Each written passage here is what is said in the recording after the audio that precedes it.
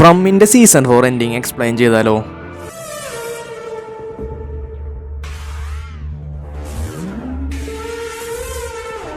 Spoilers ഉണ്ടാകും, അതുകൊണ്ട് season 4 finish ചെയ്തവർ മാത്രം കാണുക. ഈ സീസണിൽ ഒരുപാട് മെയിൻ ക്യാരക്ടേഴ്സിൻ്റെ ഡെത്തും സ്ട്രേഞ്ചർ തിങ്സിന് സിമിലറായ റെഡ് സ്കൈയും ഫാമിലി റിയൂണിയൻസും എല്ലാം ഉണ്ടായിട്ടുണ്ട്. പക്ഷെ നമുക്ക് ആവശ്യമായിട്ടുള്ള ഉത്തരങ്ങൾ ഷോ ക്രിയേറ്റേഴ്സ് തന്നിട്ടുണ്ടോ? നമുക്ക് നോക്കാം.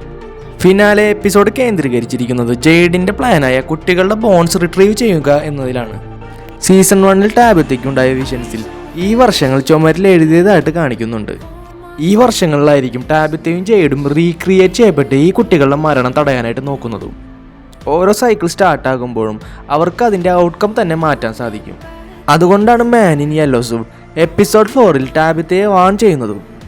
ബോയ് ഇൻ വൈറ്റ് സോഫിയയോട് ഫിനാലെ എപ്പിസോഡിൽ പറയുന്നുണ്ട് ഇപ്രാവശ്യം തോറ്റുപോകുമെന്ന്.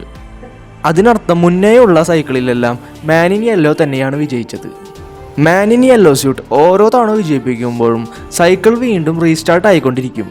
ഫ്രമ്മിലെ ടൗൺ അതിൽ പെട്ടുപോയവർക്ക് ഒരിക്കലും അവസാനിക്കാത്ത ഒരു കുരുക്കാണ്.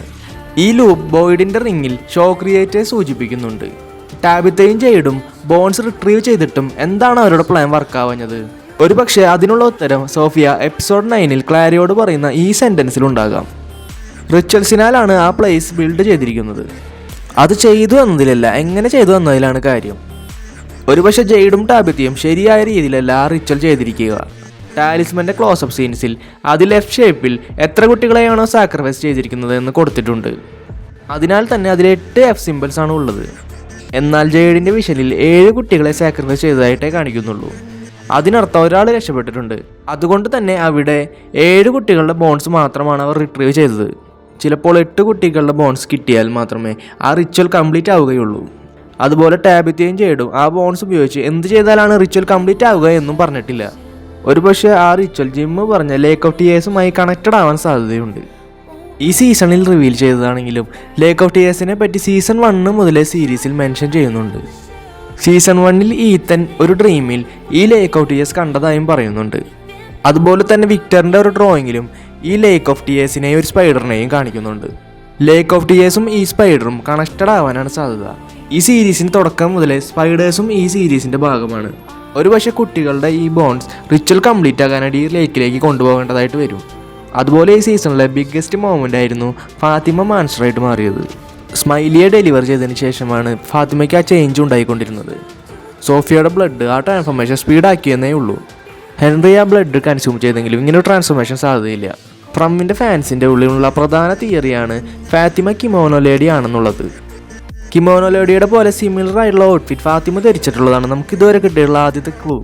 ഫാത്തിമ മാൻ ഇൻ യെല്ലോയുടെ ബ്ലഡ് കൺസ്യൂം ചെയ്തതിനാൽ ഒരുപക്ഷെ അടുത്ത സൈക്കിളിലെ കിമോനോ ലേഡി ഫാത്തിമ ആകാനുള്ള സാധ്യത ഏറെയാണ്.